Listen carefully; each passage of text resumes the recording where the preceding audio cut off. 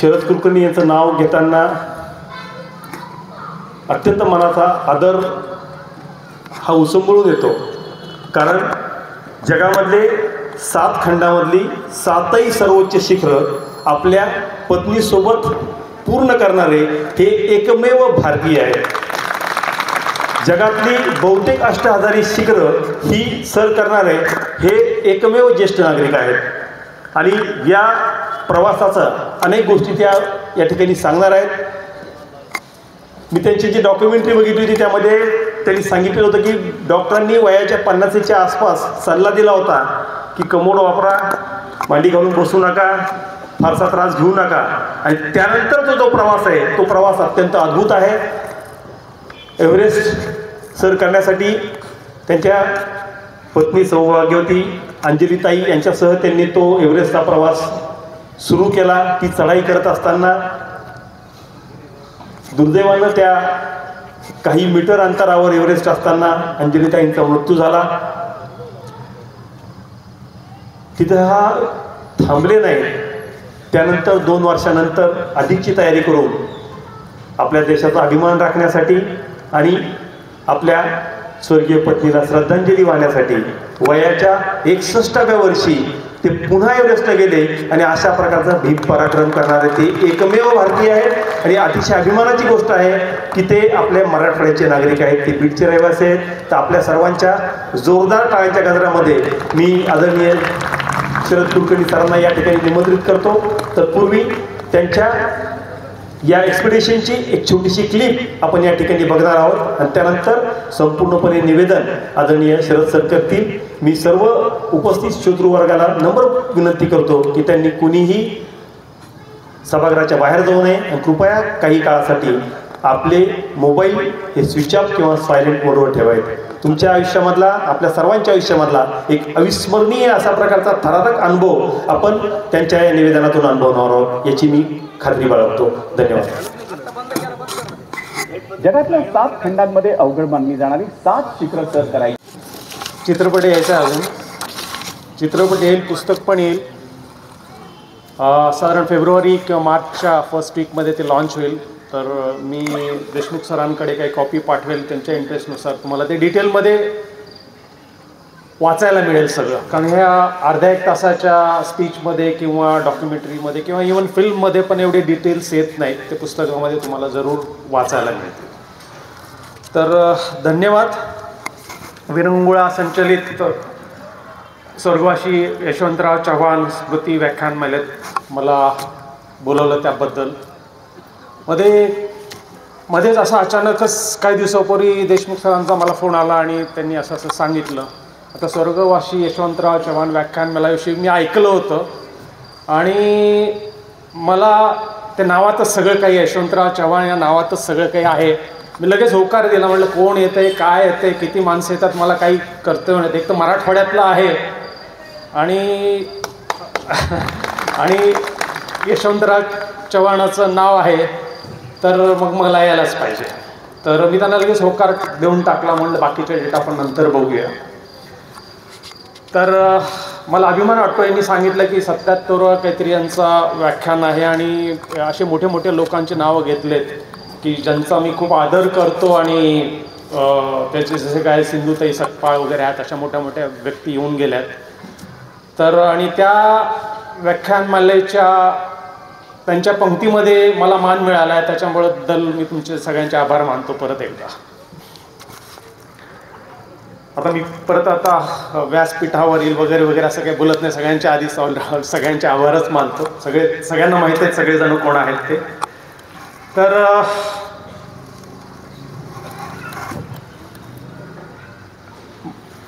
तू slide चालू करतोस,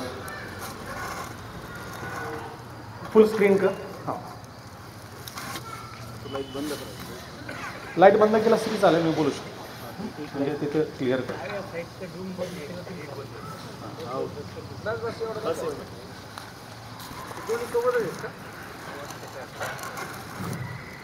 power point open.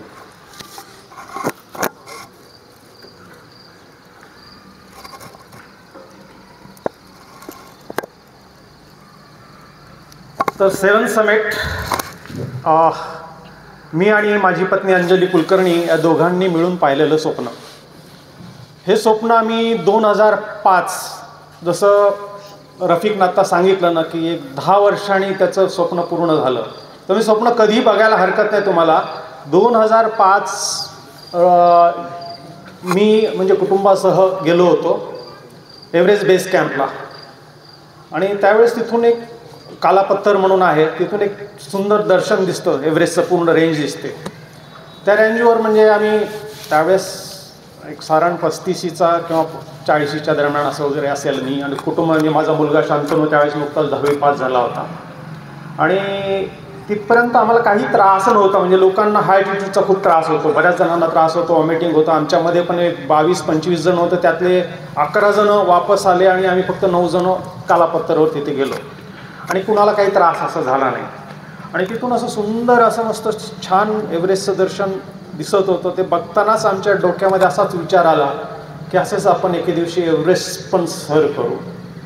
मी असं बोलता बोलता सहज म्हणलं विचार करायला काय हरकत आहे, आपण इथपर्यंत काही त्रास न होता साधारण 18,000पर्यंत जो पोचतोय तर करूया म्हणलं.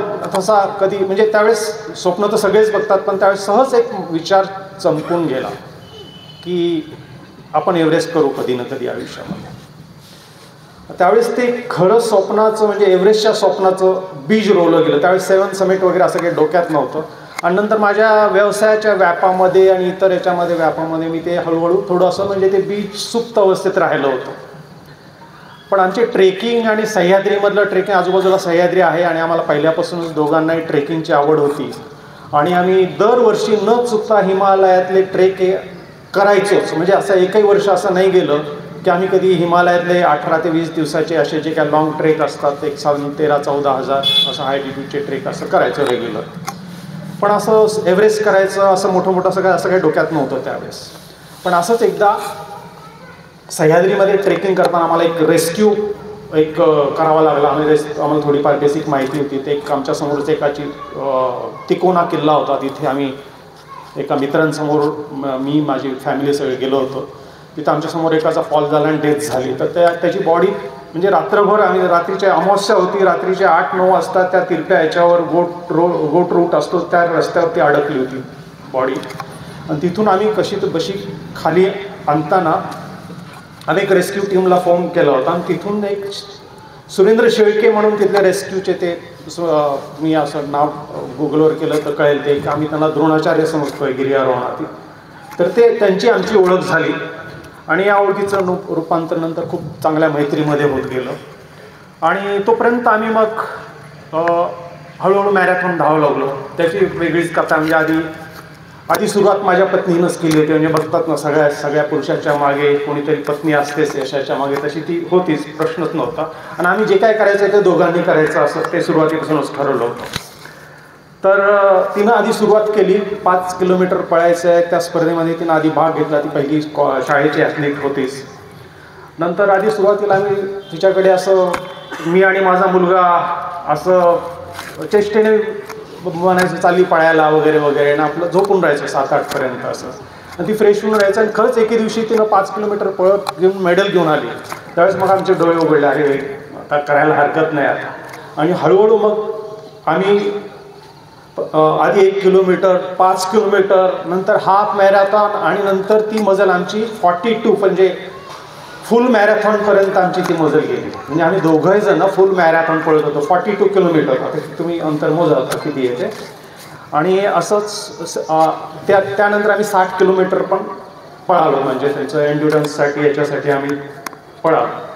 आणि एके दिवशी ते सुरेंद्र सर बोलले की अरे तुम्ही असं सगळं मॅरेथॉन पळतात, एवढं ट्रेकिंग करतात, हिमालयात एवढं सगळं करतात, फिटनेस आहे तुमचा, तर काहीतरी वेगळं करा. म्हटलं वेगळं काय करा, तर म्हणे 7 समिट करा म्हणे. तर म्हटलं 7 समिट काय, आम्हाला काही कल्पना नव्हती. त्यांनी ते डोक्यात घातले. मग आम्ही सगळं सर्च केलं काय असतं 7 समिट वगैरे, आणि पाहिलं त्यावेळी ते जगातल्या 7 खंडातली 7 सर्वोच्च शिखरं म्हणजे 7 समिट. मग बघितले त्यामध्ये सगळे असं आहे, हाईट बघितली, हे बघितले. त्याच्यात एव्हरेस्ट पण होता आशियातलं सगळ्यात उंच. आणि माझी त्यावेळेस 50 पार झाली होती. म्हटलं यार जमेल का हे आपल्याला, 50 नंतर असं कोणी केलं नव्हतं असं एव्हरेस्ट.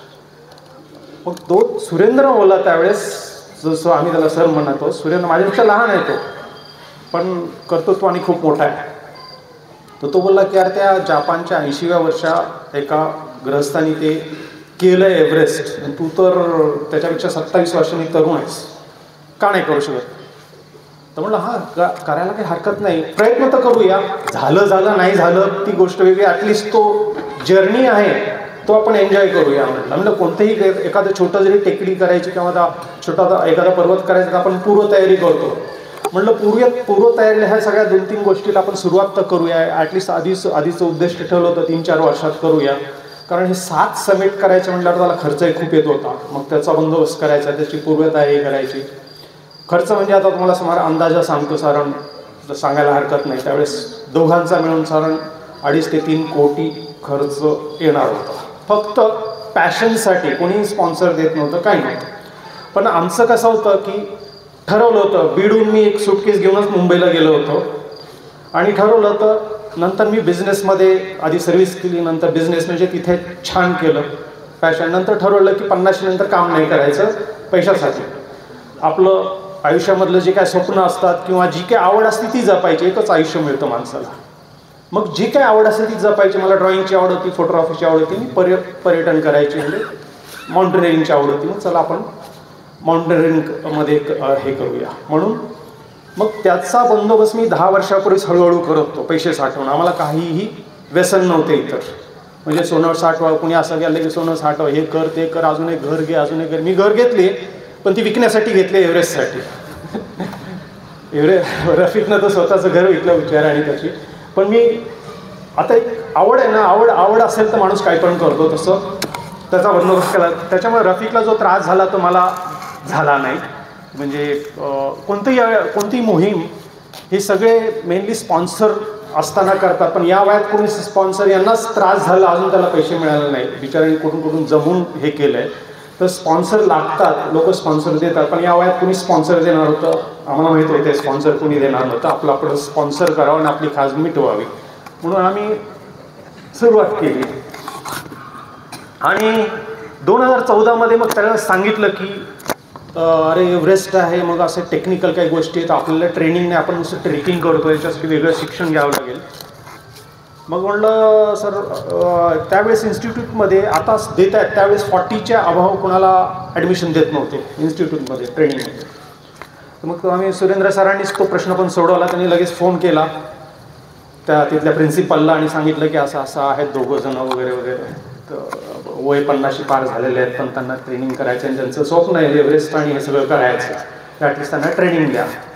मग त्यांनी त्याच्याशी काही संगनमत केलं. इथून मिठाईचे पाकिट वगैरे पाठवले आणि आम्हाला ते ॲडमिशन मिळालं.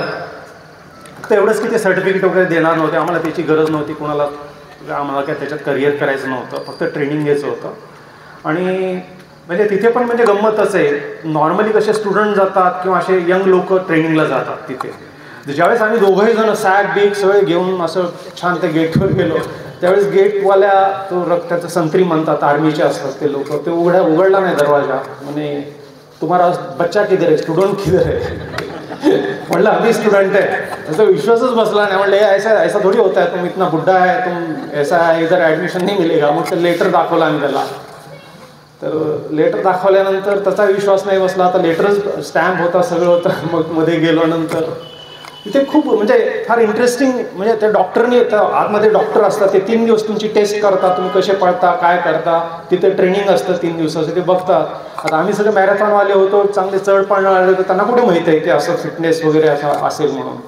मग चांगलं ते म्हटलं ठीक आहे, आधी पळतायत का बघूया. मग 3 दिवस आम्ही ते पण ट्रेनिंग पूर्ण केलं. मग त्याला कंपल्सरी झालं. शेवटपर्यंत तो अडून बसला, नाही अभी वो तुम ऐसा ये करते हो, कैलाश मानस किया वो नहीं है, ये अलग है, ये ट्रेनिंग अलग है, तुमको नहीं होगा. मतलब ठीक है, हमको जहाँ नहीं जमेगा वहाँ से वापस आएंगे, हमको वैसे भी सर्टिफिकेट नहीं चाहिए, हमको ट्रेनिंग करने का आपसे. शेवटी तो डॉक्टर शेवटपर्यंत आला, बेस कॅम्पपर्यंत. तिथे पण तो 2 दिवस थांबला, आमचं बघितलं एकंदर परफॉर्मन्स. तो खाली आला आणि तो म्हणला आता करा कंप्लीट. तसं आमचं ट्रेनिंग झालं आणि ते 28 दिवस आयुष्यातले सगळे बेस्ट दिवस होते आमचे. मस्त आंटी आणि अंकल सगळ्यांसाठी आम्ही सगळे कॅप्टन बिप्टन सगळे होते आम्ही त्यांचे आंटी आणि अंकल. मस्त तो छान ट्रेनिंग झाला. आणि त्याच वेळेस 2014मध्ये आम्ही पहिल्यांदा एल्ब्रुस शिखर सर करायला गेलो. एल्ब्रुसला पहिल्यांदा काय झालं की पहिलं शिखर म्हणजे आता 7 सप्त शिखरापैकी पहिलं शिखर आहे रशियातलं. तर पहिल्या शिखरामध्ये काय झालं की प्रचंड वादळ होतं तिथे. एकदम अवघड आहे ते, म्हणजे प्रचंड थंडी असते तिकडे, -40-50पर्यंत टेम्परेचर जातं. आणि तिथे एकदा वादळ चालू झालं की थांबत नाही, कारण सगळं पलीकडनं समुद्र आहे आणि पलीकडनं सगळं ओपन आहे तिकडे. आधीच रशियाची थंडी आणि त्याच्यातलं हायेस्ट पीक.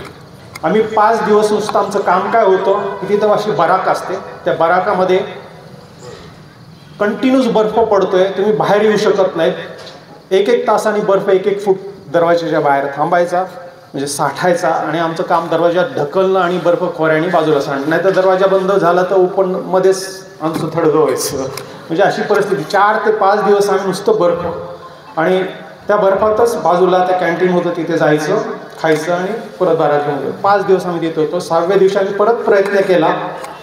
200 मीटरवर परत वादळ सुरू झालं आणि आम्हाला परत वापस यायला लागलं. म्हणलं आता यावेळेस आपल्याला काही निसर्ग साथ देत नाही आहे. आम्ही वापस आलो आणि 4 दिवस परत इंडियामध्ये आलो. इंडियन परत एक 4 दिवसाचा रेस घेतला. किलिमंजारो केलं. किलिमंजारो छान झालं आमचं. आणि तिथे नंतर एक 8 दिवसाचं हे करून नंतर कोझिस्को केलं. कोझिस्को ऑस्ट्रेलियातलं ते झालं आमचं. कोझिस्को इतकं हाईट नाही, पण तिथलं एक 10 पीक चॅलेंज म्हणून असतो, तो चॅलेंज आम्ही पूर्ण केला. म्हणजे तिथं 2 दिवसामध्ये 24 आवरमध्ये 10 पीक करायचे असतात. Up down up down up down असे, एक पीक इकडे एक तिकडे असे आहेत. पण तो पीक आम्ही पूर्ण केला आणि ती करणारी आपली भारतातली पहिली टीम होती. भारतातली लिंक ऑफ बुक ऑफ रेकॉर्डमध्ये पण त्याचं नाव नोंद झाली. आणि नंतर आता राहायला एव्हरेस्ट, 4थं एव्हरेस्ट करायचा होता. मग त्याच्यासाठी दोघांचं मिळून खर्च पण भरपूर होता आणि त्याची पूर्व तयारी करायची. ते म्हणलं आपल्याला 2 वर्ष द्यायची त्याच्यासाठी. आणि त्याआधी मग हे कंटिन्यूस होतं. आता 2 वर्ष जरी द्यायची तर त्याची तयारी ही करावीच लागेल. 2014 नंतर आमचं चाललं होतं साधारण 15 ते 17च्या दरम्यान असं करायचं. 3 वर्ष स्वतःला ट्रेन करायचं, कुठेच कॉम्प्रोमाइज करायचं नाही. कारण आमचं वय होतं त्यावेळेस, माझं त्यावेळेस 56-57 असेल, माझ्या वाईफचं 54 असेल. तो कुठं कॉम्प्रोमाइज करायचं नव्हतं. आम्ही फुल ट्रेनिंग घेतलं. लेहमध्ये जाऊन परत 15 दिवसाचं ट्रेनिंग केलं परत, कारण 2014मध्ये केलेलं होतं त्याच्यामध्ये ना आताच्यामध्ये गॅप खूप होती. तर त्याच्यासाठी परत विंटर ट्रेनिंग म्हणजे -30मध्ये जाऊन तुम्ही परत इथे प्रॅक्टिस करून परत या. आणि ते विंटर ट्रेनिंग झाल्यानंतर आमचा खूप कॉन्फिडन्स वाढला परत. आणि 2019ला आम्ही एव्हरेस्टसाठी प्रिपेअर झालो. तर हे 7 खंडातले 7 शिखर आहेत. दाखवते आधी मी सांगेल त्याच नेक्स्ट कर आधी घे. हां, हे 7 खंडातली 7 शिखर आहेत. इथलं कोझिस्को खाली आहे, ते मध्ये आहे, तो किलिमंजारो आहे, सगळ्यात राईट साईडला आहे एव्हरेस्ट रशियातलं, त्यानंतर मध्ये एल्ब्रुस, नंतर सगळ्यात खालचं अंटार्क्टिकामधलं विन्सन, त्यानंतर साऊथ अमेरिकेतलं माउंट अकांकागुआ आणि ते कॉर्नरचं आहे सगळ्यात अलास्कातलं सगळ्यात टफ माउंट देनाली. नेक्स्ट आता मी परत थोडं बेसिक होऊन जातो की सगळ्यांचं इन्स्पिरेशन असतं. आता एवढी मोठं गोष्ट करायची, कोणतं असं हे करायचं तर कोणीतरी इन्स्पिरेशन लागतं तुम्हाला. कोणतं तरी, म्हणजे कोणी असू शकतं, तुमचे गुरु असू शकतात, आई असू शकतो, कदाचित दुश्मन पण असू शकतो, पण त्यांच्याकडे पण चांगल्या क्वालिटीज असतात. आता राजकारणाच्या लोकांना माहीत असेल जास्त ते, तर त्याच्याकडे पण खूप चांगल्या क्वालिटी असतात. तर आपण चांगल्या क्वालिटी घ्यायच्या. तर आपलं आराध्य दैवत म्हणजे शिवाजी महाराज, महाराष्ट्राचं दैवत, हे आमचं फर्स्ट. कारण त्याच्या दऱ्याखोऱ्यात जिथे जिथे वावर होता तिथेच आमची प्रॅक्टिस केली, तिथेच आमची तयार झाली आमचे शरीर. नेक्स्ट आणि दुसरं म्हणजे माझी पत्नी, जिनं मला हलून हलून उठून यायला लावलं. नेक्स्ट त्यानंतर आम्ही मॅरेथॉन पळत असतानाचे आणि करतानाचे फोटो आहेत. नेक्स्ट हे 42, हे सुरेंद्र शेळके, मी ज्यांचं नाव घेतलं ते पुण्याचे सुरेंद्र शेळके, आणि बरेचसे एव्हरेस्टवीर, मतलब भारतातले सगळ्यात जास्त एव्हरेस्टवीर या माणसांनी घडवलेत, म्हणजे खरे द्रोणाचार्य आहेत. नेक्स्ट आता मला वाटतं रफिकनं पण नाव घेतलं होतं ना सुरेंद्र सरांनी, म्हणजे तो असा माणूस काही गरज पडली तर चड्डी पण काढून देईल, म्हणजे असा माणूस आहे. स्वतःचं नाही लोन घेईल, हे करेल आणि तो पैसे पाठवेल, म्हणजे त्या माणसाला खरंच ग्रेट आहे तो माणूस. नेक्स्ट हे आमचे HMI ट्रेनिंग आधी सगळे आधीच हां हे HMI ट्रेनिंगचे काही फोटो आहेत आमच्या दोघांचे तिथे. नेक्स्ट हे एल्ब्रुसला 2014 ते वादळ होतं, ते वादळ दाखतं ते पीक आहे एल्ब्रुस ईस्ट, आणि हे वादळ आम्ही वापस येतानाचे फोटो आहेत ते वादळ. नेक्स्ट हा किलीमंजारो तिथला टॉपचा दोघांचा फोटो आहे. नेक्स्ट हा कोझियोस्को ऑस्ट्रेलियातला. नेक्स्ट आणि 2015 भूकंप जो झाला, आता रफिकनं सांगितलं की जवळजवळ 20-25 हजार लोक त्यात गेले. त्यावेळेस आम्ही तो एव्हरेस्ट करायला गेलो होता, आणि आम्ही त्यावेळेस प्री ट्रेनिंग म्हणून तिथला लोबूचे म्हणून पीक होता तो करायला गेलो होतो. तर त्यावेळेस ती एक वेगळी कथा आहे, त्याच्यावर अजून 2-3 तास बोलता येईल. ते आमचे 7-8 दिवस कसे गेले, आम्हाला कसं रेस्क्यू केलं, ते वेगळी कहाणी आहे, ती माझ्या पुस्तकात येईल. खूप इंटरेस्टिंग आहे ती कहाणी, आणि तिथून कसं वाचलो आम्ही, तर ती खूप इंटरेस्टिंग कहाणी आहे. तर तिथे आम्ही रेस्क्यू करताना, कारण उरला वेळ होता, काय करायचं, आम्ही रेस्क्यूसाठी मदत करत होतो. मग कारण आम्ही खाली आलेलो फेरुचेलावरून, काही बॉडीज येत होत्या, डेड बॉडीज होत्या, काही जखमी लोक होते, आणि तिथे एकच एक दवाखाना आहे ऑन द वे फेरिचेला, तिथे आम्ही मग हेल्प करत होतो तिथे. म्हणजे तिथे बघितलं मी लाईव्ह, म्हणजे मला सांगितलं होतं तू बॉडी घेऊन ये, त्या हाय अल्टिट्यूडला पळत हेलिकॉप्टर आलं की जायचं, उतारावर चढायचं. तर ते 4-5 फेऱ्यामध्येच मी गेलो. डॉक्टर म्हणले आता तू पण इथंच मरशील, तू जा खाली आता डायरेक्ट. तर ते रेस्क्यू करतानाच आहे. नेक्स्ट ह्यानंतर कैलास मानस सरोवर, कारण आम्ही कंटिन्यूस ठेवत होतो काही ना काही ॲक्टिव्हिटीज. हे नाही झालं ते नाही झालं तर आम्ही म्हणजे माउंटेनिंग सोडलं नाही, मध्ये प्रॅक्टिस होईपर्यंत आमचं बॉडी तुमची ॲक्लिमटाईज किंवा ती फिटनेस ती राहायला पाहिजे, म्हणून कैलास पण केलं त्यावेळेस. नेक्स्ट आणि त्यानंतर हा लोबूचे पीक केला परत जाऊन दुसऱ्या वर्षी, त्या दिवशी कधी 2016 केला. 2015 भूकंप झालेला, आणि 2016 परत केला आम्ही. तो टेक्निकल पीक आहे तो. नेक्स्ट परत 2017 मेरा पीक केला दोघांनी, तो परत तिथेच नेपाळमधला हायेस्ट पीक. कदाचित मी अजून ते काढलं नाही आहे, हे सगळं करणारे पण आम्ही पहिलंच कपल किंवा पहिलंच या वयात करणारे पहिलेच असू. नेक्स्ट आणि त्यानंतर परत विंटर ट्रेनिंग लेहमधलं केलं. नेक्स्ट आणि हे माउंट एव्हरेस्ट, हे 2000 हे ॲक्च्युअल पिक्चर जे आम्ही स्वप्न पाहिलं होतं ना त्यावेळेस 2005 त्यावेळेसचं पिक्चर आहे. हे असं दिसतं इथून कालापथरवरून. नेक्स्ट हे आमचे फोटो तिथे जे तुम्हाला बोललो मी, ते माझा मुलगा, मिसेस आणि ते जिथून स्वप्न पाहिलं 2005 आणि पूर्ण केलं माझं 2019 आणि 2023 साधारण 20 वर्षांनी माझं परत झालं. म्हणजे स्वप्न तुम्ही पाहिलेलं कधीही पूर्ण करू शकता, ते सोडायचं नाही. नेक्स्ट हा पूर्ण रस्ता आहे.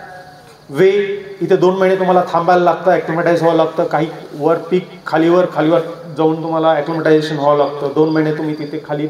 रफिकनं थोडक्यात सांगितलं आहे त्याचा प्रवास कसा असतो, 1, 2, 3 ते डेथ झोन, आणि वरचं हा तो पूर्ण रूट आहे त्याचा पूर्ण. खाली जो कुंभू आईसपाल तो स्टेबल नसतो, सारखा खाली सरकत असतो. मोठे मोठे ब्लॉक्स असतात, जवळ 50 ते 100 फुटाचे पण ब्लॉक्स असतात, आणि ते सारखे सरकत असतात. नदी आहे ती बर्फाची नदी. नेक्स्ट हे त्यातले काही क्लोजअप्स, म्हणजे तुम्हाला आयडिया येईल की कसं असेल ते. नेक्स्ट ही वॉल असतात, अशी वॉल्स, ते पण तुम्हाला क्लाइंब करून चालवतात. हे टेक्निकल असल्याशिवाय तुम्ही करू शकत नाही, हे सगळं टेक्निकल स्किल आणि तुम्हाला पाहिजे. नेक्स्ट हा कॅम्प 1, हे मी पुढे पटकन करेल कारण हे मी सगळं ऑलरेडी थोडक्यात सांगितलं आहे तुम्हाला. हे फक्त त्याची आयडिया येण्यासाठी, कारण पिक्चर बघितल्याशिवाय तो इम्पॅक्ट येत नाही, आणि ठीक आहे म्हणजे छोटा जरी स्क्रीन असेल तरी तुम्हाला आयडिया येईल त्याच्यात. नेक्स्ट हा कॅम्प 3, हा आणि माझा मिसेसचा म्हणजे शेवटचा फोटो एकत्र.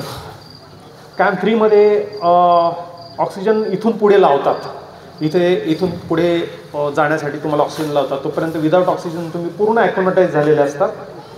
7100 मीटरवर तो कॅम्प आहे.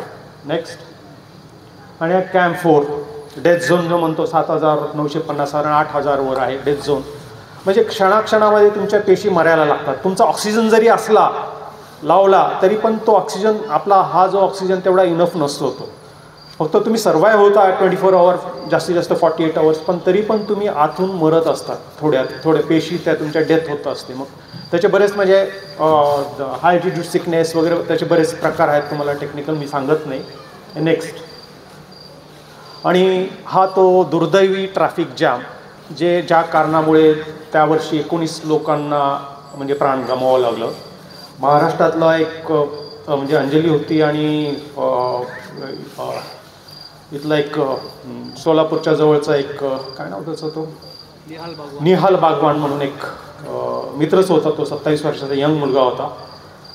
ते दोघं जण इंडियातले गेले. तर त्याच्या थोडक्यात सांगतो, जास्त सांगत नाही. काय झालं त्यावेळेस असं होत नव्हतं. म्हणजे त्यावेळेस कसं झालं, हे नॉर्मली ज्यावेळेस तुम्ही शेवटच्या कॅम्पवरून वर जायला लागतात तर त्यावेळेस काय झालं होतं की फर्स्ट टाईम असं झालं होतं की पश्चिम बंगालमध्ये एक वादळ निर्माण झालं आणि त्याचा इम्पॅक्ट तिकडे पडला.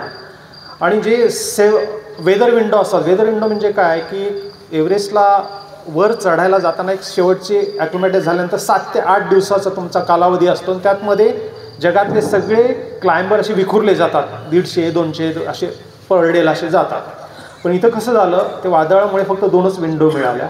विंडो म्हणजे तुम्हाला जाताना क्लिअर वातावरण असेल तशा. आणि त्या 2 दिवसामध्ये सगळे पर्यटक एकवटले त्यावेळेस. कारण काय असतं की तुम्ही 2-2, 3-3 वर्ष तुम्ही प्रॅक्टिस करता, याच्यासाठी 40 ते 45 लाख रुपये खर्च करता, तर चान्स घ्यायचा नाही म्हणून ते सगळेजण एकत्र येतात. आणि कसं झालं, तिथे एक बॉटलनेक आहे. एक माणूस क्रॉस झाल्याशिवाय त्याला पुढे जाता येत नाही. जसं जसं वर जातात तसं बॉटलनेक होतं. आणि हा सगळा डेथ झोन आहे. हिलरी स्टेप आहे, हे पूर्ण ही लाईन झाली होती. आणि तिथेच कंटिन्यूस एकाच जागी थांबून सगळ्यांचे, बऱ्याच जणांचे ऑक्सिजन संपले तिथे. कारण एक ऑक्सिजन 4.5-5 तास चालतो. तुम्हाला शेवटचा ऑक्सिजन जिथे चेंज करायला मिळतो तिथून समेट करून येईपर्यंत नंतर तुम्हाला तो पुरवायचा असतो. पण काय होतं की तुम्ही हळूहळू जात असतात वर, आणि एकाच जागी थांबल्यामुळे मग ऑक्सिजन लागतो. आणि एकाच जागी थांबल्यामुळे मग तुम्हाला फ्रॉस्ट बाईटचे चान्सेस वाढतात. एकाच जागी थांबल्यामुळे मग तुम्ही बॉडी हिट होत नाही, मग थंड पडायला लागते बॉडी. थंड पडायला लागल्यानंतर तुम्ही जागेवर उड्या मारा, स्वतःला बॉडी गरम करायला प्रयत्न करता, आणि त्यामुळे मग ऑक्सिजन आणखीन लागतो. तर ह्या दुष्ट चक्रामध्ये तुम्ही फसता. आणि त्यामुळे मग ही अशी परिस्थिती झाली आणि दुर्दैवानं पत्नीला गमवावं लागलं. नेक्स्ट. हा तिचा शेवटचा फोटो, ती मागे लाईन दिसते साऊथ समिटवर. म्हणजे ती पहिली स्त्री होती भारतातली की 8,000 साधारण एक 8,600 मीटरवर पोचणारी पहिली स्त्री होती त्यावेळेसची, म्हणजे भारतातली. आता दुर्दैवाने तिला ते पुढं जाता नाही आलं त्या गर्दीमध्ये असल्यामुळे. तर पहिल्यातली भारतातली 54 वर्षाची ती पहिली लेडी होती. नेक्स्ट. आणि नेक्स्ट त्यानंतर मागे जा थोडं. हां, प्रॅक्टिस सेशन. आता हा 2019मध्ये हादसा झाला. त्यावेळेस म्हणजे आल्यानंतर आता सगळेजण होतात, कारण मोठा एक स्वप्न होतं दोघांचं आमचं की हे 7 खंडातलं 7 शिखरं पूर्ण करायचं. पण दुर्दैवानं ही गोष्ट तिथे झाल्यामुळे आल्यानंतर 4-5 महिने सर आम्ही डिप्रेशनमध्येच होतो. आता एवढं मोठं आता, कारण हे एकत्र आम्ही सगळं जीवन जगलेलो. तर यातून बाहेर येण्याचा एकच मार्ग होता, म्हणजे की आम्ही पाहिलेलं स्वप्न पूर्ण करणं. म्हणजे तिथून तिला त्यावेळेस येतानाच मी दिलेलं वचन होतं ते, की ज्यावेळेस मी तिला सोडून, ती एक मोठी, आता तुम्हाला वेळ असेल तर सांगेन. ओके. काय झालं, मी त्यावेळेस टॉपवर होतो, हिलरी स्टेप क्रॉस करून. म्हणजे आता ही जी बिल्डिंग आहे तिथे एव्हरेस्टचं टोक आहे आणि मी इथे आहे. हे साधारण एक 50 ते 60 मीटरचं अंतर होतं. लाईनमध्येच होतो. माझा ऑक्सिजन संपत होता त्यावेळेस, संपत आलेला. आणि शेर्पाचा पण ऑक्सिजन संपत आलेला, कारण आम्हाला पण ते प्रत्येक जागी 10-10, 15-15 मिनटं थांबावं लागलं एकाच जागी. त्यामुळे आणि हळूहळू पुढे सरकत होतो. पण तिथे जायला समेट करून येणाऱ्याची गर्दी, समेटवरची गर्दी तिथून क्रॉस करता येत नव्हती आणि माझा ऑक्सिजन संपत होता. तर ज्यावेळेस शेर्पाने ऑक्सिजन चेंज केला की त्याला त्याचं कॅल्क्युलेशन माहीत होतं की हा ऑक्सिजन आपल्याला खाली जाईपर्यंत पुरवायचा आहे, पण ॲटलिस्ट बाल्कनीपर्यंत तरी तो ऑक्सिजन पुरवायचा आहे. तर त्यांनी मला सांगितलं की सर अभी यहाँ से लौटना पडेगा. आणि त्याचं काय झालं होतं की त्याचा ऑक्सिजन कमी झाल्यामुळे त्यांनी काय करतं ऑक्सिजन पुरवा म्हणून त्यानं व्हॉल्यूम कमी केला आणि त्याची बोटं थंड पडून ते फ्रॉस्ट बाईट त्याला झाले.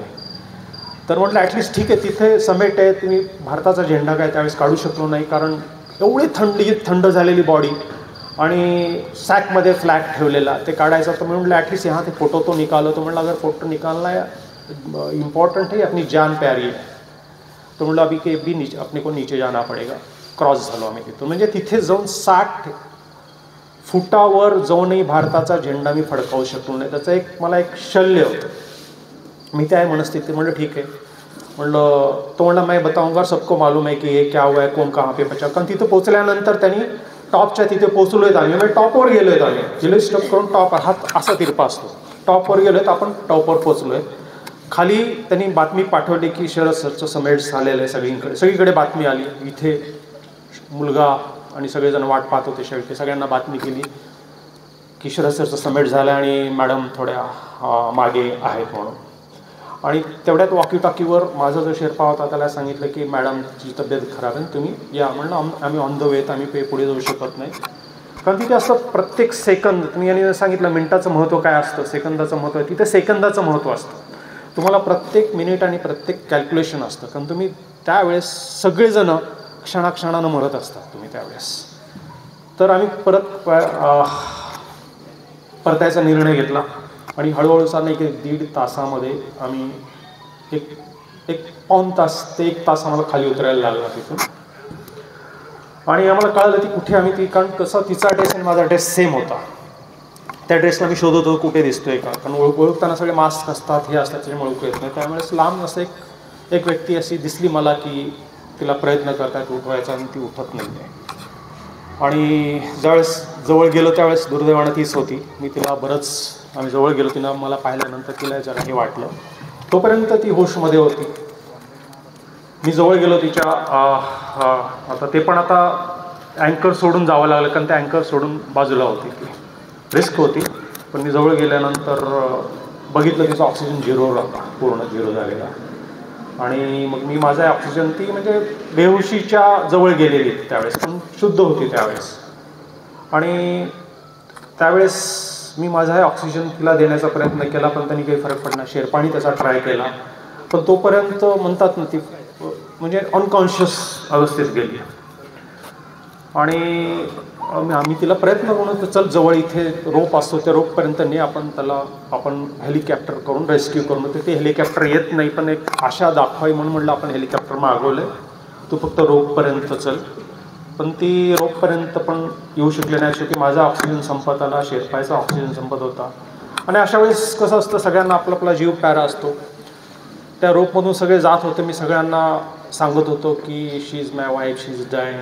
पण सगळेजणं यायचे आणि सगळेजणं आपला जीव वाचवण्यासाठी खाली निघून जायचे. आणि अशा परिस्थितीत माझ्या शेर्पाने मला बघितलं माझा संपत आलेला. त्यांनी लिटरली मला खेचला तिथून. तो म्हणला अभी के अभी हम लोग नीचे नहीं गए तो हम लोग सब यहीं पे मर जाएंगे. तो तिचा शेर्पा, माझा शेर्पा आणि मी सगळ्यांचे ऑक्सिजन संपत आलेले होते. तर ती परिस्थितीच तशी होती. मला काही भान नाही राहिलं आणि म्हणलं थांब थोड्या वेळ 2 मिनिट तरी थांब.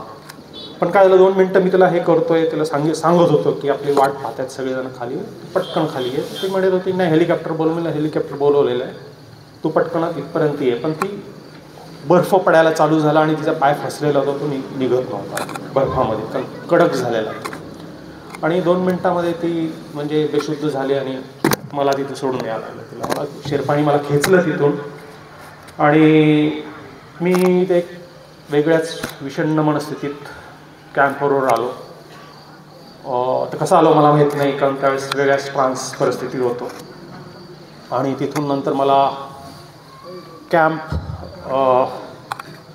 3 आणि कॅम्प 2ला आलं आणि तिथून मला रेस्क्यू केलं. कारण मला त्यावेळेस एक डोळा पूर्ण ब्लाइंड झालेला आणि दुसरा डोळा माझा ओके होता. म्हणजे एका डोळ्यावर मी पूर्ण म्हणजे खालपर्यंत आलो. नंतर काठमांडूला रेस्क्यू केला. त्याने 2-3 दिवस औषध घेतले आणि त्या ॲटमॉस्फिअरिक प्रेशरमुळे तो नंतर 3-4 दिवसात तो डोळा पण व्यवस्थित झाला. नंतर सगळं सोपस्कार झाले हे झालं. नंतर मी पण डिप्रेशनमध्ये होतो सगळं. पण माउंटेनियर असतो शेवटी, आपण हे त्याच्यातून हळूहळू बाहेर यायचा प्रयत्न करतो. मग एके दिवशी असं झालं की माझं वजनही हळूहळू वाढायला लागलं. म्हणजे 4-5 महिन्यात जवळजवळ 10 किलो माझं वजन वाढलं. मी म्हटलं हे आमचं स्वप्न असं नव्हतं. म्हटलं आपण ती गेली तरी मी जिवंत आहे, काहीतरी कारण असेल याच्यासाठी. मी तिथे येतानाच वचन दिलं होतं की मी परत येईन आणि आपलं स्वप्न पूर्ण करेन. कारण मला माहिती आहे की शी इज नो मोर. तर मनाला एक मी स्वतःला प्रॉमिस केलं होतं की मी परत येणार आणि आपण पाहिलेलं स्वप्न पूर्ण करून तुला इथे श्रद्धांजली देणार, हे तिथं मी घेतलेलं वचन होतं. आणि म्हटलं की ते वचन आपण पूर्ण करूया. म्हटलं असं वजन वाढून असं डिप्रेशनमध्ये मरण्यापेक्षा काहीतरी करताना मरण आलं तर काहीच नाही, कारण मरणाच्या पलीकडे गेलेलो असतो आपण. आम्हाला भीती अशी नसते मरणाची त्यावेळेस. आणि मग एके दिवशी असंच उठलो आणि एक सॅक घेतली पाठीवर आणि डोंगरात पळायला गेलो. आणि पळता पळता एक अर्धा एक तास पळत होतो मी. आमच्या बाजूला मोठा डोंगर आहे, त्या डोंगराच्या खाली. आणि नंतर एक ग्लान येऊन थोडं पडल्यानंतर थोड्या वेळाने एक अर्ध्या तासाने मी जागा झालो होशमधून. घाम आलेला पूर्ण निघून गेलेला, शांत वाटलं. आणि त्यावेळेस एकदम प्रसन्न वाटलं मला. सगळी म्हणजे डिप्रेशन होतं, जे काही उदासीनता होती पूर्ण निघून गेलेली माझी, आणि एकदम पॉझिटिव्ह वाटत होतं मला. आणि म्हणजे निसर्ग तुम्हाला शिकवतो काय की तुझा जन्म असंच मरण्यासाठी नाही आहे, काहीतरी करता करता मरतो. आणि तिथून मी जिद्दीनं परत म्हटलं नाही, आपण पूर्ण करायचे 7 शिखर आणि नंतर तिला जाऊन तिथे श्रद्धांजली द्यायची. आणि त्याच्यानंतर ही परत प्रॅक्टिस चालू केली. त्याची परत लिहायला गेलो, परत प्रॅक्टिस केली आणि परत हे चालू केलं. नेक्स्ट ही प्रॅक्टिस, कारण 7 समिट आहेत त्याच्यामधला हे जे पाठी टायर बिअर लावतात तिथे एव्हरेस्टला तर एवढं नाही, एव्हरेस्टला ट्रेनिंग वेगळी असते. पण हे 7 समिटचं विन्सन म्हणून एक क्लाइंब आहे जो अलास्काचा, तो एव्हरेस्टपेक्षाही खडतर आणि अवघड आहे ते शिखर, टेक्निकली आणि सगळ्याच दृष्टीनं. तर त्याच्यासाठी ही सगळी परत प्रॅक्टिस चालू केली. पाठीवर माझ्या साधारण एक 26 ते 27 किलोचं वजन आणि टायर पण एक साधारण 25-30 किलोचं टायर आहे. ते चढावर प्रॅक्टिस केलेली आहे ती. नेक्स्ट, आणि त्याच्यानंतर हे सगळं झाल्यानंतर 2020मध्ये साधारण कोरोना पिरियड सुरू व्हायच्या वेळेसच साधारण आम्ही तिकडं होतो. अकानकागुआ साऊथ इंडियातलं त्याच्यानंतर माझं पहिलं शिखर होतं. ते पहिल्या अटेम्प्टमध्ये आम्ही पूर्ण केलं आणि तिथे भारताचा झेंडा फडकवला. इथे आपल्या औरंगाबादचीच मनीषा वाघमारे म्हणून ती माझ्यासोबत होती तिथे. नेक्स्ट, त्यानंतर परत हनुमान तिब्बा, आता मध्ये दुसरं एल्ब्रुस राहिलेलं करायचं म्हणून परत थंड हवेची याची प्रॅक्टिस. परत म्हणलं की परत आणखीन तिथे थंडीमध्ये मायनस टेम्परेचरमध्ये त्याची प्रॅक्टिस करण्यासाठी परत तिकडे काश्मीरला जाऊन तिथे प्रॅक्टिस केली. तिथे 2-3 पीक केले, त्यात एक हनुमान तिब्बा पण होतं. रफिक सरांनीच थोडी चावी मारली होती, चल जाऊया म्हणून रफिक सरांबरोबर मी. ते खूप अवघड आहे, टेक्निकल आहे, खूप कमी लोकांनी, मला वाटतं माझं पण रेकॉर्डच असेल ना ते. हो, मी भारतातला पहिलाच आहे या वयात करणार, म्हणजे कोणी नाही अजून केलेलं. ते अवघड आहे आणि तू तरुण म्हणतोस. तर रफिकमुळे झालं, तर योग आला आणि ते पण झालं. माझी प्रॅक्टिस झाली. खूप छान होतं पीक आणि खूप चांगलं इंटरेस्टिंग पीक आहे. नेक्स्ट, याची डॉक्युमेंटरी आहे, कोणाला यूट्यूबवर हनुमान तिब्बा टाकलं तर येईल ती पाहिजे. त्यानंतर तिथलं सनसेट पीक केलं. नेक्स्ट, आणि त्याच्यानंतर परत माउंट एल्ब्रुस केलं मी दुसऱ्यांदा 2021ला. त्या माउंट एल्ब्रुसला पण असं झालं होतं की हे 2-3 क्लाइंब केले होते. काश्मीरचा ग्रेट काश्मीरचा ट्रेक केला होता 10 दिवसाचा, हनुमान तिब्बा केला होता. 1-1.5 महिन्यामध्ये सगळं केल्यानंतर मी एवढा ॲक्रोमॅटाईज झालो होतो की एल्ब्रुसला गेल्यानंतर तिथे पण असंच झालं. आम्ही 14 तारखेला जायचं होतं, पण त्या दिवशी पूर्ण वातावरण खराब होतं आणि दुसरी डेट होती 17 तारखेची. विंडो जी आता सांगितली ती विंडो 17 तारखेची. माझ्यावर एक रेस्क्यू करणाराच एक ट्रेनर, म्हणजे चांगला एक क्लाइंबर होता उत्तराखंडचा. त्याने मी ठरवलं, कारण एवढं ॲक्रोमॅटाईज झालं, एक रशियन टीम जात होती वर, तर म्हटलं आपण चान्स घ्यावा. आणि यावेळेस नाही झालं 14 तारखेला, तर 17 तारखेला सेकंड चान्स आपल्याला घेता येईल. परत येता येणार नाही रशियाला, कारण एवढा खर्च दुसऱ्यांदा करतोय, तर आपण तिसऱ्यांदा आपलं हे नाही, कारण बाकीचं पण करायचं आहे. तर म्हटलं 14 तारखेला आपण रशियन टीमबरोबर जाऊया. मग माझ्या तिथल्या या गाईडला सांगितलं की आम्हाला यायचं, यांच्याबरोबर जाणार आहे. त्यामुळे वातावरण खराब आहे, हे रशियन वेगळे असतात, त्यांना सवय असते इथल्या थंडीची. म्हटलं चालेल ना, काय होईल ते बघू. आणि शेवटी असं झालं की आम्ही दोघांनी त्या बाकीच्या 4 रशियनला खेचून वर गेला आणि तिथे समेट केलं. म्हणजे ॲक्लिमटायझेशन झाल्यानंतर, म्हणजे त्या वातावरणात तुम्ही समरूप झाल्यानंतर तुमच्याकडे एवढा कॉन्फिडन्स येतो आणि बॉडी ॲक्लिमटाईज झाल्यानंतर शक्ती पण खूप येते. तर रशिया म्हणजे असं वाटलं की पळत पळत करू. आणि 14 तारखेला आमचं परत ते झालं. 17 तारखेला दुसरी टीम आमची जायची होती, कारण 17 तारखेला आमची खरी टीम जाणार होती. 17 तारखेला परत जाऊया म्हटलं. म्हणजे एवढा कॉन्फिडन्स वेगळाच आला होता, ओव्हर कॉन्फिडन्स होता तो. कारण त्याच्या 1 दिवस आधी माझा पाय तुटला, म्हणजे पाय तिथला माझा जो काफ होता, मसल्स, तो टेअर झाला, पूर्ण टाक्कणं तुटला होता. म्हणजे ती माझी स्वतःची मस्ती होती, ती उतरवली माझ्या माउंटननी, बाबा बस कर आता तू. तर नेक्स्ट हे युरोप. आणि त्यानंतर झालं माउंट देनाली. आता देनालीबद्दल थोडं सांगतो. देनाली हे अलास्का ऐकलं असेल तुम्ही, थंड हवेचा इग्लू बिग्लू वगैरे सगळं तर आहे. थंड हवेचा आहे, इग्लू बिग्लू नाही आहे सध्या तिथे. तर प्रचंड थंड हवेचं ठिकाण म्हणजे आहे. आणि खूप सक्सेस रेट कमी आहे तिथे. म्हणजे हार्डली 50, म्हणजे 100 पैकी 40-50 लोकांचं सक्सेस होतं तिथे. कधी कधी 20-22% सक्सेस होतं. कारण तिथं प्रचंड क्रिओसिस आहेत. क्रिओसिस म्हणजे भेगा असतात प्रचंड. जसं ऊन पडतं, क्रॅक जातात जमिनीला, तसे क्रॅक मोठे मोठे जातात. आणि ते भेगा वरून जरी एक लाईन दिसत असेल तरी खाली 30-30 फूट 40-40 फूट त्याची डेप्थ कळत नाही तुम्हाला, एवढ्या मोठ्या भेगा असतात त्याला क्रिओसिस म्हणतात. आणि ते हिडन क्रिओसिस तिथं खूप असतात. त्या हिडन क्रिओसिसमध्ये आम्ही ज्यावेळेस पोहोचलो त्याच्या आधीच 2 तिथले जे रेंजर असतात, रेंजर म्हणजे ते हायली ट्रेन असतात, पण ते घसरून क्रिओसिसमध्ये गेले होते आणि ते गायब झाले होते. ते त्यांना दिसले पण नाही, त्यांना काढता पण नाही आलं. आणि ही डोक्यामध्ये होतं की ते रेस्क्यू केलेत. आणि आमची जी टीम होती, आमच्यावर कुणी गाईड नव्हता, कोणी नव्हतं. आम्ही सगळं ट्रेन होतं. किशोर धनकोडे म्हणून एक पुण्याचा क्लाइंबर होता, त्यांनी डबल एव्हरेस्ट केलेलं, तो होता आमच्याबरोबर. आणि ती ही क्रॅक आहे ना, ती दिसते क्रॅक, तर ती पूर्ण दिसते. आता वरून बर्फ पडतो फ्रेश, तर वरून काहीच दिसत नाही, वरून काहीच दिसत नाही. पण ज्यावेळेस तुम्ही पाय टाकता त्यावेळेस तुम्ही भस्कन सॅक्समध्ये जाता, गायब होता क्षणात. तर अशा बेग आहेत त्या. तर देनालीबद्दल माझ्या पुस्तकात आहे, मूवीमध्ये आहे, खूप डिटेल्स आहेत. आणि तो प्रत्येक दिवस आमचा थरारक होता, प्रत्येक दिवस. कारण त्याची आधी प्रॅक्टिस केली होती मी. लोणावळ्याला मी राहिलो होतो त्या प्रॅक्टिससाठी. डेडिकेशन असं असतं, म्हणजे कोणत्याही क्षेत्रामध्ये, मी म्हणत नाही माउंटनिंग क्षेत्रामध्ये, पण कोणतंही स्वप्न पूर्ण करायचं आहे तर तुम्हाला डेडिकेशन, हार्डवर्क हे सगळं लागतंच. मी डेडिकेशनसाठी काय केलं होतं, आता इथे काय करायचं, मला तुमचं वजन तुम्हाला न्यायचं. इथे नेपाळसारखे शेर्पा नाही आहेत, नेपाळसारखे गाईड नाही आहेत तुम्हाला मदत करायला. सगळं तुमचं तुम्हाला करायचं आहे, सगळं तुमचं तुम्हाला करायचं आहे. म्हणजे टेंट लावण्यापासून तर तुम्ही टॉयलेट करता, ते टॉयलेट पण तुमचं तुम्हाला कॅरी करायचं आहे वर. तुम्हाला ते प्लास्टिकचं बकेट दिलेलं असतं, ते बकेट पण तुम्हाला कॅरी करायचं आहे. कारण ते बर्फ होतो लगेच, त्याचा वास बीस येत नाही. ते 17 ते 18 दिवस ते वाढत जातं थोडं थोडं. ते 17-18 दिवसाचं कॅरी करायला लावतात तिथे. म्हणजे तुम्हाला तिथे कुठेच टाकता येत नाही. रेंजर असतात, ते प्रचंड फाईन आहे, ते एवढं स्वच्छ ठेवतात. म्हणजे आता ही गोष्ट अशी सांगितल्यावर तुम्ही ॲटलिस्ट रस्त्यावर तरी थुंकणार नाहीत. अशा करतो. म्हणजे एवढं, म्हणजे कसं रिस्पेक्ट करतात पर्वताचा आणि याचा, जमिनीचा रिस्पेक्ट करतात लोक. म्हणजे तुमची. आणि तिथे ज्यावेळेस आपण युरिन करतो तिथे फ्लॅग लावलेले असतात, त्या फ्लॅगच्या ठिकाणीच युरिन करायचं.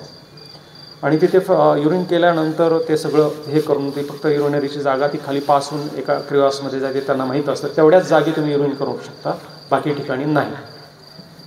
तर हा असा प्रचंड अवघड आहे तो. नेक्स्ट हे सगळं स्लेज असतो. इथं टायर ओढायची प्रॅक्टिस आहे, तिथं स्लेज आहे. त्या स्लेजमध्ये तुमचं 20 दिवसाचं सगळं सामान, खायचं प्यायचं सगळं तुम्हाला करायचं आहे. टेंट टाकल्यापासून आधी. म्हणजे सगळ्यात अवघड काय असतं की प्रचंड थकता तुम्ही. एवढं 50 किलोचं वजन वाहत नेऊन तिथं प्रचंड थकलेले असतात. थकल्यानंतर काय करायचं, पहिल्यांदा टेंट लावायचा. आणि ते प्रचंड थंडी असते, -30-40चं टेम्परेचर असतं. तुमच्या हातामध्ये डबल ग्लोव्ज 3-3 लेअर असतात, आणि त्या लेअरमधून टेंट लावता येत नाहीत तुम्हाला. तर ते सगळे तुमची प्रॅक्टिस असल्याशिवाय होत नाही. सगळ्यात पहिल्यांदा पाण्यासाठी बर्फ फोडायचा. बर्फ फोडून तो बर्फ उकळायचा, त्याच्यासाठी 1 ते 1.5 तास लागतो. आणि ते उकळल्यानंतर तुम्ही जे काय इथून फूड नेता त्याच्यात टाकायचं, प्रिपेअर करायचं फूड. नंतर तुम्हाला चहा मिळतो. आपल्याला किती छान आहे ना, घरी गेल्याला चहा मिळतो. म्हणजे तिथून आल्यानंतर तुम्हाला काही द्या, अगदी जगातलं सगळ्यात सुंदर, किती घाणेरडा चहा असेल, किती काय असेल तरी आपल्याला अमृत वाटणार ते. म्हणजे अशा गोष्टीतून तुम्ही गेलात. नेक्स्ट. आणि त्यानंतर हे 20 जुलै 2022 देनानीतल्या सगळ्या कठीण हे परीक्षा पार करून 2020 जुलैला मी तिथे पाय ठेवला देनालीचा, ती रिजे शेवटची. आणि तिथे 20 जुलैला समिट झाला माझा देनालीचा. नेक्स्ट. तिथे पण मी करणारा पहिला भारतीय आहे, या वयात करणारा देनालीला, कोणीच केलेला नाही, त्याचे रेकॉर्ड्स आहेत. नंतर सर्वात शेवटी राहिला अंटार्क्टिका. सगळ्यात वृक्ष, तुम्ही पेपरमध्ये आपलं लहानपणी पुस्तकात वगैरे वाचलं असेल अंटार्क्टिका वगैरे वगैरे. एक स्वप्न असतं, म्हणजे देवाने खरंच कृपा केली की अशा गोष्टी माझ्याकडनं झाल्यात अशा, की अंटार्क्टिकाचा हा तिथला हायेस्ट पीक आहे तो. तिथे पण एक प्रचंड वॉल आहे भिंती, तिथे पण तुम्हाला 3-4 दिवस स्लेज ओढत न्यावं लागतं, 40-50 किलोचं वजन न्यायला लागतं. पण देनालीची प्रॅक्टिस झाली होती माझी, त्यामुळे मला ते असं काही एवढं हे वाटलं नाही. आणि तिथे एक वॉल आहे, प्रचंड वॉल आहे, 1.25 किलोमीटरची वॉल आहे ती वॉल चढून तुम्हाला सगळं वजन घेऊन टेंटसह तुम्हाला वर जायचं आणि तिथे समिट करून यायचं. नेक्स्ट. ही वॉल आहे, पाहती दिसते ना तुम्हाला, अशी वॉल आहे. नेक्स्ट. आणि 16 डिसेंबरला 22 समिट झाला माझा. तर अशा दृष्टीनं माझे 7 समिट त्यावेळेस कंप्लीट झाले होते. मी ते डेडिकेट केलं आणि अंजलीला डेडिकेट केला मी. 7वा समिट होता. तर तो लेफ्ट साईडला जी स्लाईड आहे, यात म्हणजे कसं असतं की तुम्ही प्रॅक्टिस केलं, एकदम ध्येय असं समोर ठेवलं आणि एक फोकस ठेवला ना, तर माझे हे 5ही समिट पहिल्याच अटेम्प्टमध्ये झाले होते. पहिल्याच अटेम्प्टमध्ये. तो अंटार्क्टिकामधला शेवटचा माणूस आहे, त्याची 5वी वेळ होती करायची, 5वी वेळ. आणि प्रत्येक वेळेस 45 ते 50 लाख रुपये प्रत्येक समिटच्या, म्हणजे प्रत्येक एक्सपिडिशनचा खर्च आहे. त्या बिचारा UKचा माणूस होता, 5वी वेळ होती आणि चांगला तो गिर्यारोहक होता. पण निसर्ग कधी कधी तुम्हाला सांगतो नाही, सांगितल्याप्रमाणे तो अलाव करतो, त्याच वेळेस तुम्हाला ते मिळतात. पण तुम्ही फक्त ते जिद्द सोडायची नसते. तर माझं नशीब की माझं पहिल्याच ॲक्टरमध्ये लागोपाठ हे सगळे झाले. त्याच्यामुळे मला एवढा कॉन्फिडन्स आला होता की म्हणजे काहीही न करता लोकांना 2-2, 3-3 वेळेस जावं लागतं आणि माझे 5च्या 5 अवघड शिखरं एकाच वेळी झालेले, पहिल्याच प्रयत्नात झालेले. त्यामुळे एक वेगळा कॉन्फिडन्स आला होता. आता खरंच आनंद